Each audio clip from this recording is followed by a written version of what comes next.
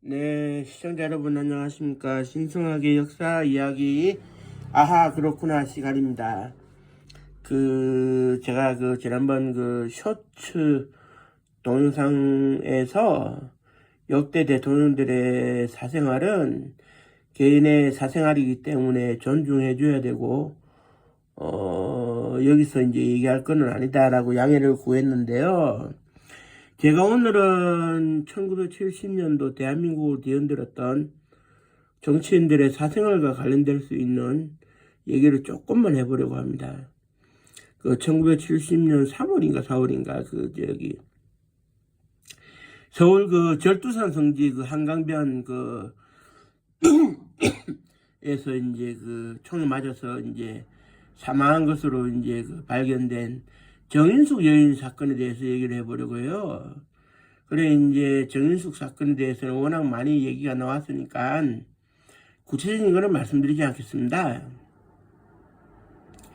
그런데 이제 그 당시에 이제 어떻게 되냐면 정인숙 여인이 임신을 해서 이제 낳은 아들이 처녀가 임신해서 아들을 낳았으니 이게 참 복잡한 얘기인데, 아들이 성일이라는 이름을 가지고 이제 자랐는데, 정성일이라고 부르니까 정일권 전 국무총리의 아들이 아니냐라고 생각하기 쉬운데요. 이렇습니다. 정인숙 여인의 아버지가 밖에서 이제 조금 이렇게 불미스럽게 아들을 얻어왔다. 그래서 정인숙 여인에게는 이복 동생이다. 나이 차이가 엄청 나는 이복 동생이다. 이렇게 그때 당시에 꾸몄어요.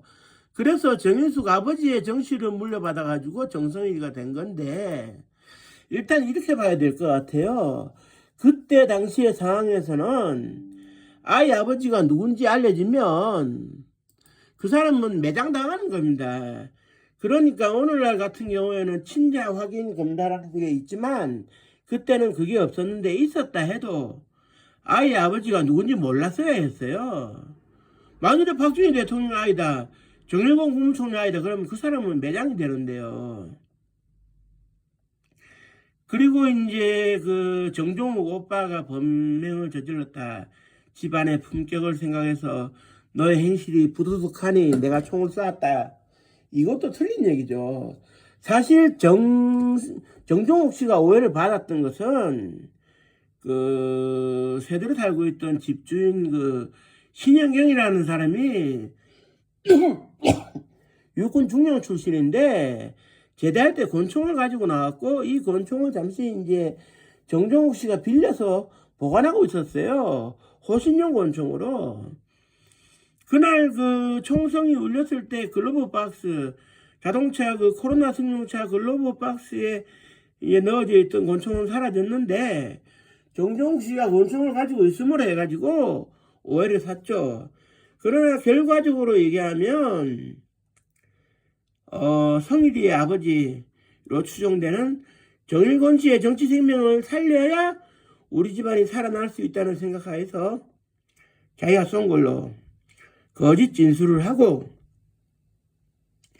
결국 재판에서는 어떻게 되느냐, 자백은 증거의 여왕이다라는 말처럼 인정이 돼버렸어요.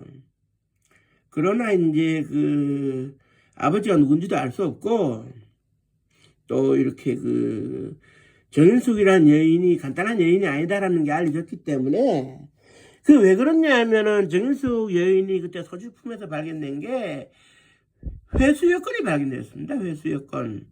이렇게 보셔야 돼요. 오늘날의 복수 여건과 개념은 비슷하지만 그때 당시의 회수 여건은 자기가 가지고 싶을 때까지 가질 수 있는 유효기간이 없는 여건이었어요.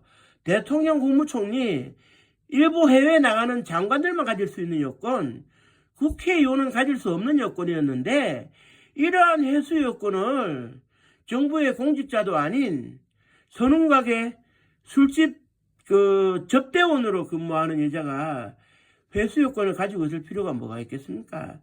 절차도 복잡하고 아무한테도 발급 안 해주는데, 그렇다면 회수 여건을 발급해주는 외무부 장관보다 더 위에 있는 사람이 발급 지시를 했다는 얘기가 되겠죠. 그리고 누군가의 입장에서는 정인숙 여인의 배가 불러오고 아이를 낳는 이 과정에서 부도덕함이 드러날까봐 겁을 낸 사람들이 정인숙이를 총으로 쏜 게 아닌가. 이건 뭐 명확관하다고 이제 생각이 되는데, 이 우리가 권력의 오리갓기 현상이라고 이렇게 흔히들 얘기를 하는데요.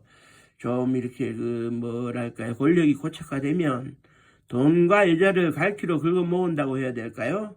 그 당시 제3공화국의 부도덕한 그런 정치 성관계 스캔들이 드러난 건데, 지금도 이제 누가 아버지인지는 알 수가 없어요. 그 정성일 씨라고 하시는 분이 91년도에 귀국을 해서 정일권 총리를 상대로, 전 총리를 상대로 친자 확인 소송을 했다라고 해서 주목을 받았는데, 그걸 이후에 취소해버렸어요.